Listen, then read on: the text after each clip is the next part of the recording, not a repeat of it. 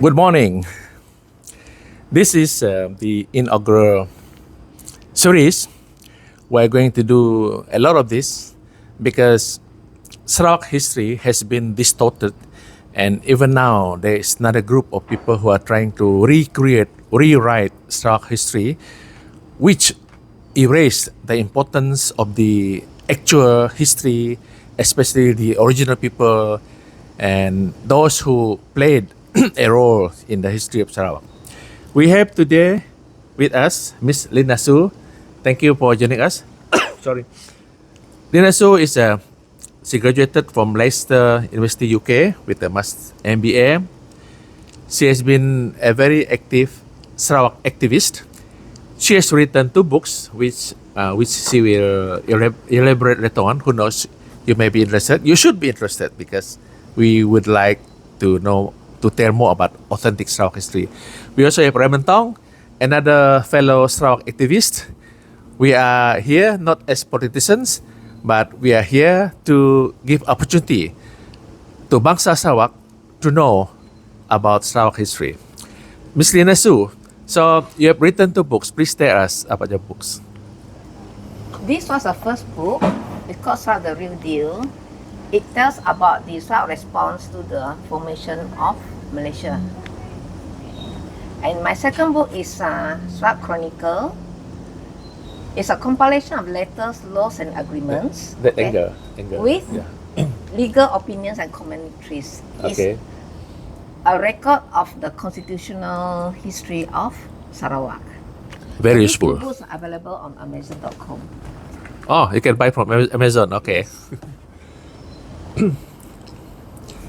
Now, you had a very thorough research on the Sarawak history.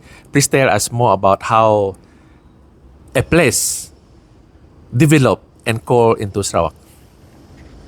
Okay, first of all, thank you Alimide, thank you Raymond Town, okay, and good morning, Bangsa Sarawak. Good morning. Today, I'm going to speak about the history and the Constitution of Sarawak. Okay. First of all, by what authority do I have to speak on Sarawak? As I've said, I've done my research. I've published 2 books. Okay. This is research from Sarawak Gazettes and declassified colonial documents from the British Archives. I will start with how Borneo Island was formed. Okay, right. 40,000 years ago, during the Pleistocene period, there was no Borneo Island. Okay? It was linked to the mainland. That was up until 40,000 years ago. Okay. Mainland means China, is it? Mainland means Malaya, Southeast Asia. Oh, so we were connected. We're connected. There's a land bridge. Okay. There's a land bridge. Okay. But at the end of the Pleistocene period, okay, because of the rising level of water, so the island of Borneo emerged. And 40,000 years ago, prehistoric peoples crossed the land bridge into Borneo. We know this because a 40,000 human skull of a 15-year-old boy was found in the Nia Caves. Oh, Nia Cave. Okay. Yes. Okay, so then we know that there were humans and there's habitation in Borneo Island. From the 7th to the 15th centuries AD, there was a flourishing outpost in Santubong, which is the mouth of Sarawak River. And the items being traded were beads, pottery, ceramics. Okay. And from the 9th century onwards, we have the Chinese records referring to Borneo Island as Pony. Pony. Oh. Yeah, I don't know whether, that's how the word Borneo developed. Okay. But anyway, that is a first written record of reference to Borneo Island. So the Chinese call it Pony because they have been coming down, to Santubong to trade on the way to Indonesia. From the 14th century, Borneo Island was a dependency of the Majapahit Empire. Okay. Okay. The Majapahit Empire collapsed in the late 15th century. Majapahit was basically Hindu. Hindu. It's Hindu. Okay. That's before the conversion of, the islands, Yeah. the archipelago to Islam. In 1599, the son of the 10th Sultan of Brunei established a form of government administration with Santubong as its administrative center until 1641. Okay. So when Pengiran Tengah Ibnu Sultan Mahmud died in 1641, the territory became a loose overlordship under the Sultan of Brunei and his tax collectors. So it's a no man's land at that time. I also do remember that by our parents used to recall how this, in the past, now we call them Samseng, but in the past, they call them Abang. Whenever the Abang turn up into the area, like in Kampong Bogag, using the boat, many of them ran away because these Abang-Abang, when they come, they will ask for chicken, they will just take away our rice, and sometimes they just grab our pretty girls. Okay, never mind, continue. Okay, now that's very interesting. Okay. So this kind of territory which is loosely under the rule of the Sultan of Brunei actually is more or less confined to the coastal areas. Because as far as I know, the peoples of the of Inner Sarawak, they'll tell me that they had never been subjected to Brunei rule. Indeed, Mike Jock can confirm this, and even a few of our learned Iban friends like Dr. John Bryan. The Iban community, the Orang Ulu community, they had their own government. Even the Bidayuh. With the Bidayuh, we also had our own simple government. We call them Orang Nyoma, who leads the organization. Yes, the inner parts of like Songkong area, we are not under Brunei. So during the 19th century, the governor was Pangeran Indra Mahkota. Okay. And piracy, hunting, and slave trading was the order of the day. Oh. So actually, the Sultanate of Brunei did not have, real control over the part of the territory which we now know as Sarawak. Would you agree? Yeah, they mean it looks like we were not really under the Brunei government. Yeah, maybe just a bit along the coastal areas. Yes, coastal area maybe. Yeah. But I mean, up to today, our indigenous people will tell me that, they've always been independent and sovereign. Yes, until even when they came, all these abang when they came, they only came as robbers because they had guns, they had knife, and they were better organized, so they came as robbers. I would not say that they are government. So in the 1830s, there's a rebellion against the authority of Brunei. So the Sultan sent his uncle, Pangeran Muda Hashim, who sought help from James Brooke. Okay. And on 24th September 1841, James Brooke was declared Raja and Governor of Sarawak over a territory from Tanjong Datuk to Samahan River. This was a start of Brooke dynastic rule. Okay. So one of the criteria to being a nation and state is you must have a defined territory. So until James Brooke came, and then in the treaty signed between James Brooke and Brunei, then we have defined borders stretching from Tanjong Datuk to Samahan River. So under the Brookes, the Sarawak General Council Legislative Assembly. A legislative assembly is our parliament. It's a parliament. Okay. So that was formed. That's formed in 8 September 1867. And it was in Bintulu. So now Sarawak even has a formalized, with Council Negeri, which is actually our parliament in 1867. So that's actually one of the earliest parliaments formed within the region. So we call our parliament the Council Negeri. Council Negeri, Sarawak Council Negeri. Okay. And in 1850, US recognized Sarawak. Okay. 1864, Great Britain recognized Sarawak. On the 20th of June 1981, no, it should not be 1981. It should be 1891. Okay. Great Britain and Netherlands signed a treaty to carve up Borneo Island. With this treaty, two sovereign nations, which is Great Britain and the Netherlands, recognize the borders of the territory of Sarawak as an independent sovereign nation. Okay. One of the criteria to be sovereign is other sovereign nations recognize you. Okay. So with that, okay, the territory of Sarawak was very well defined, and our coastal waters were also defined. Okay. So we have a territory with our borders, we have a government, and we have recognition from US, Netherlands, Great Britain, and of course, and also Brunei, because in the interim, James Brooke signed a few treaties with the Sultan of Brunei. If you are not sovereign, you cannot sign treaty. Yes. Okay? The treaty signed with Brunei, they are all in Java. Was the Brunei recognized as a nation by then? I would say so. There's a Sultanate of Brunei. Yeah. Yes. Yes. I would say the Sultan of Brunei was the sovereign head of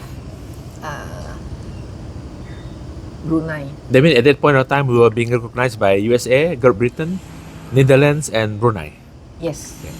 Yes. Okay. And in 1941, we had a Sarawak Constitution, okay, which was drawn up after 100 years of Brooke rule. Okay, it's here. Now we have a Sarawak Constitution. Okay, and what is important in this Sarawak Constitution with the 9 cardinal principles. Okay, so a territory is a nation and a state when you have a constitution, because you have laws. And nations are ruled by constitution. Right? The greatest thing of a country is always its constitution. Okay. So we have the 9 cardinal principles. It is a preamble to Sarawak Constitution 1941. So when Sarawak had her own constitution, there was still no Malaya. There is Malaya. 1941. Malaya was in 1957. Yeah, they did not have a constitution yet. Okay. The states of Malaya were formed only in 57. No, they gained recognition in 1957. Okay. So I'd like to read out the principle number 8 of the 9 cardinal principles of the rule of the English Raja, which is a preamble to the Sarawak Constitution 1941. Yes, please. So this is part of a constitution. So up to today, okay, this constitutional law still subsists. Okay. And number 8 says that the goal of self-government shall always be kept in mind, that the people of Sarawak shall be entrusted in due course with governance of themselves, and that continuous efforts shall be made to hasten the reaching of this goal by educating them in the obligations, the responsibilities, and the privileges of citizenship. So this is a pledge by the Brooke government, okay, to give self-rule to the peoples of Sarawak when we are ready. Okay, so it's our constitution. And that is still valid up to today. Yeah, unless our constitution no longer exists. So this is a very powerful principle.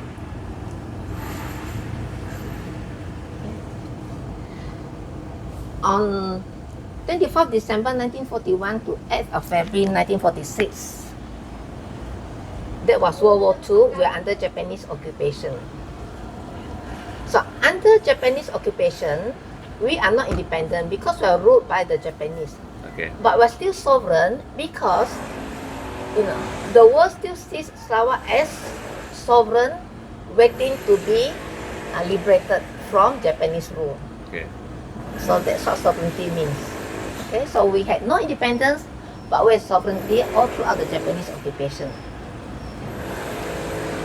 And when the Japanese left, we were ruled for a few months by the British military administration until 1st of July 1946 to 15 September 1963. We were a British Crown colony. So in 1946, we were annexed. We were annexed by Great Britain to become a British colony. This was at a time when many British colonies were being given independence. So we're the very last British colonial position to be annexed by the British. That's very sad, isn't it? Yes. And on 16 September 1963, we were absorbed into the Federation of Malaya. They tweaked it as Malaysia. We were being cheated. That's how you say it. I think the word would be coercion. Coercion. Coercion, okay. So we never achieved principle number 8 of the 9 cardinal principles. So we become a component of the Federation of Malaysia. So as a component of a federation, we have no sovereignty because sovereignty is recognized by sovereignty is in the hands of the federal government. Okay, sovereignty is recognition by other nations and by United Nations. Okay, so we are independent in a sense because we have a lot of autonomous rule. We have a lot of autonomy over a lot of matters such as land, labor, but we do not have sovereignty because that is under federal. We cannot have ambassadors and build up embassies in other countries. They don't recognize us. We cannot sign international agreements. Okay? So we're not an international person.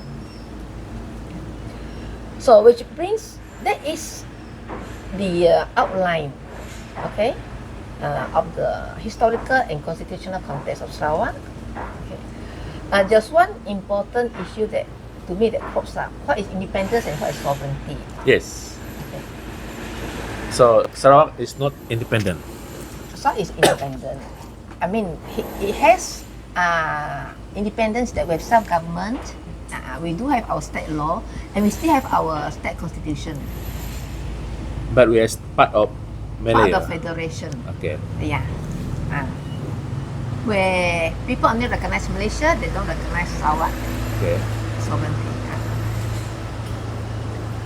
So what is a nation? What is a country? What is a state? Okay. The English language is ambiguous. Okay. In fact, state means nation, state means country. You have the U.S. Secretary of State, You don't say U.S. Secretary of Federation. We call him or her the State Secretary. Okay. So that state refers to the United States of America. So same as Sarawak is a state meaning nation. Yeah. Okay, autonomous state in the Federation of Malaysia. Okay, so the Malaysia Agreement is correct. I'll just refer to the Malaysia Agreement. Okay.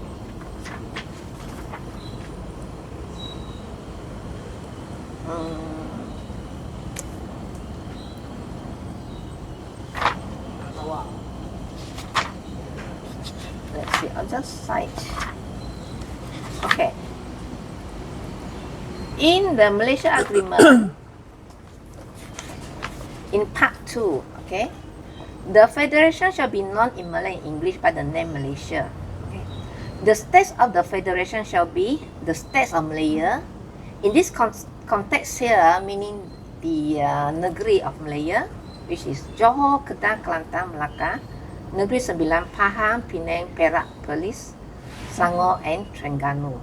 And B, the Borneo states, meaning Borneo nations, namely Sabah and Sarawak. Okay, so we cannot change this. Borneo states is correct. It means the Borneo nations of Sabah and Sarawak.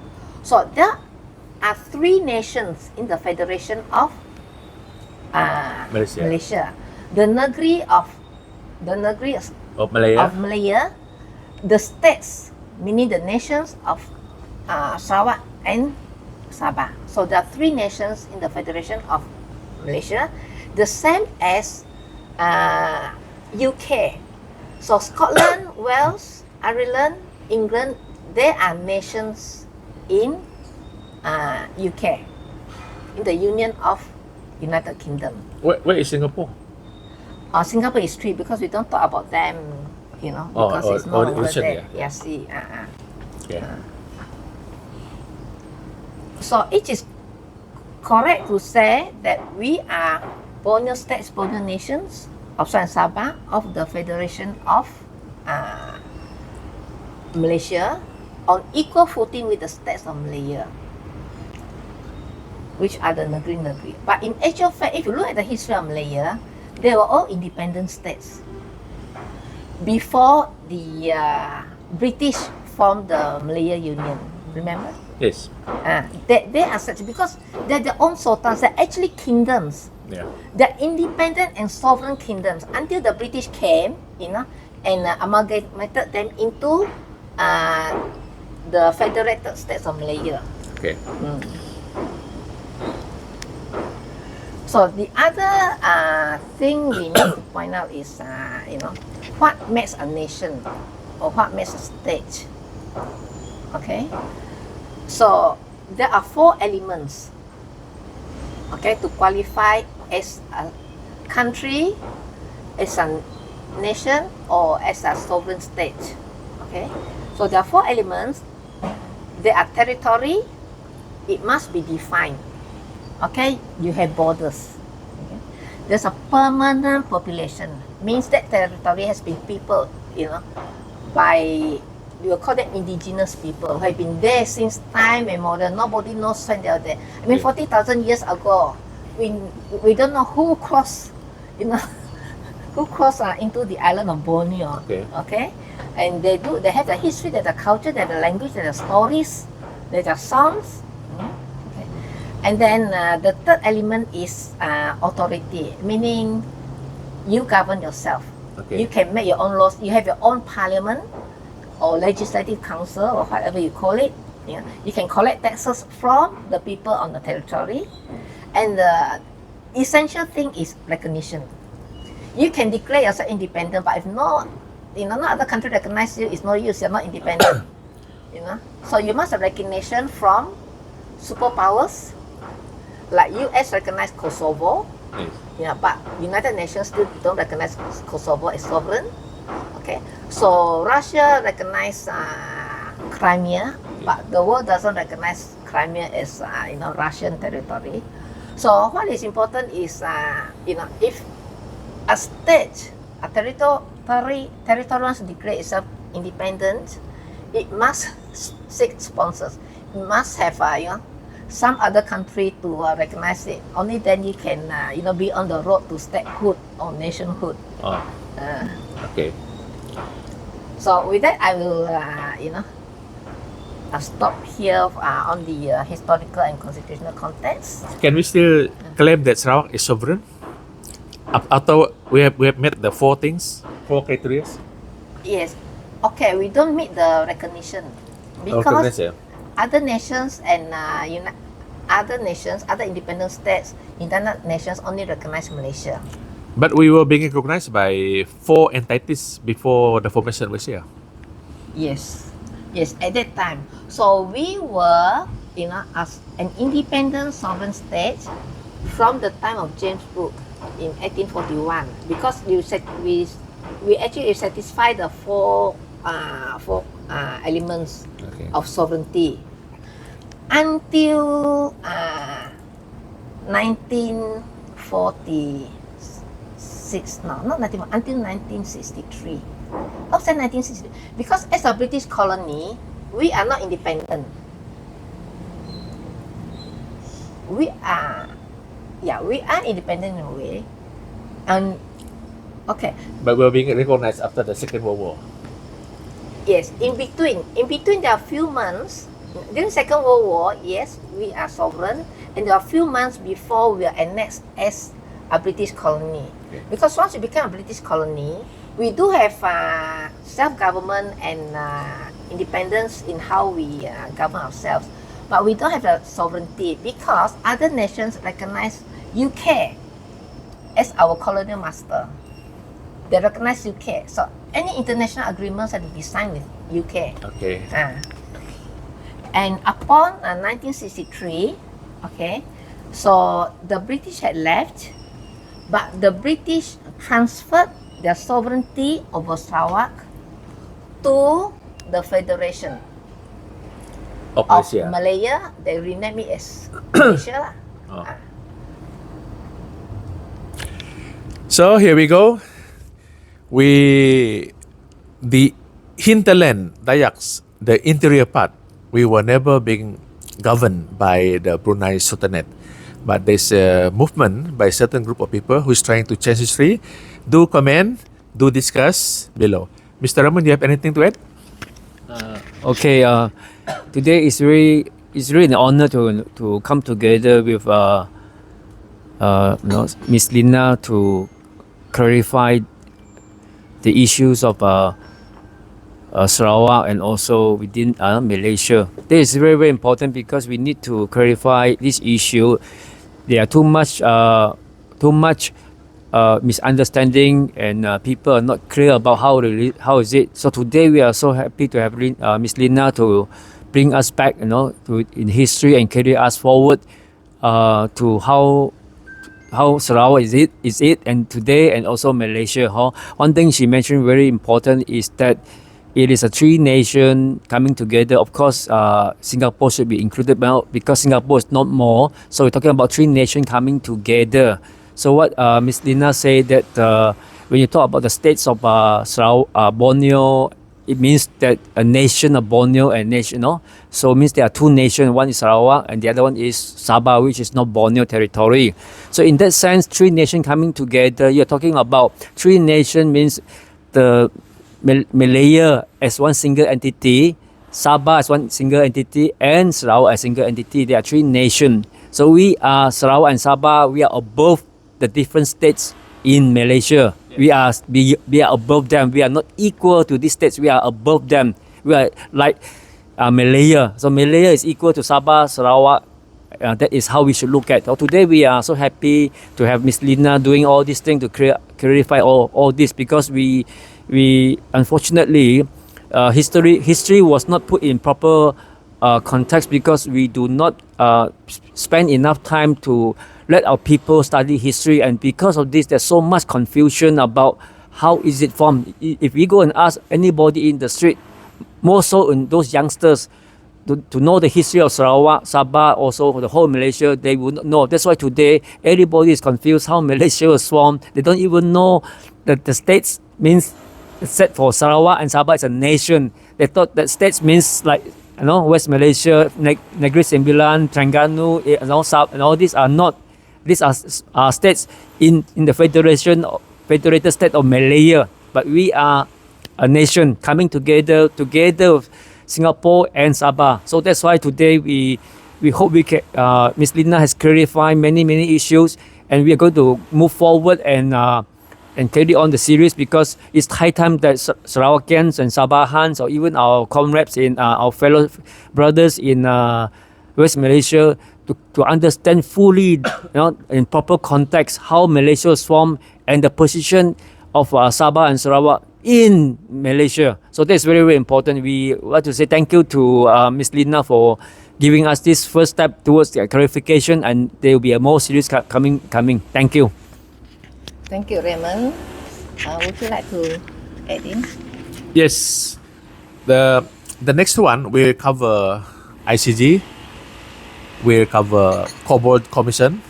I think for these two will be enough. This for the next podcast. Do comment.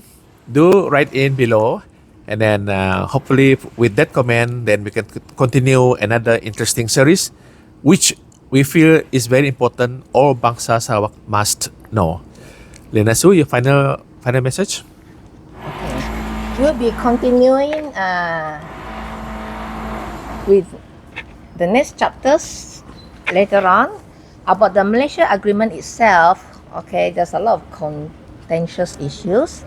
In fact, in 2014, right? 2014, I was the first to deliver a public talk on Malaysia Agreement at the Hotel Grand Con in Grand Con. Cochin. Yes. And that paper was written by Robert Pear, who's Australian-based lawyer, but always a Sarawakian. Yes. Okay. I would like to leave with one question. I want to pose one question. Okay. Does Sarawak and its peoples have the right to self-determination under its Sarawak Constitution and international law? Please comment. And one last word from Halim. Yes, please comment. We'll continue. There will be more exciting series coming up. Thank you, Miss Lina Soo. Thank you, Raymond.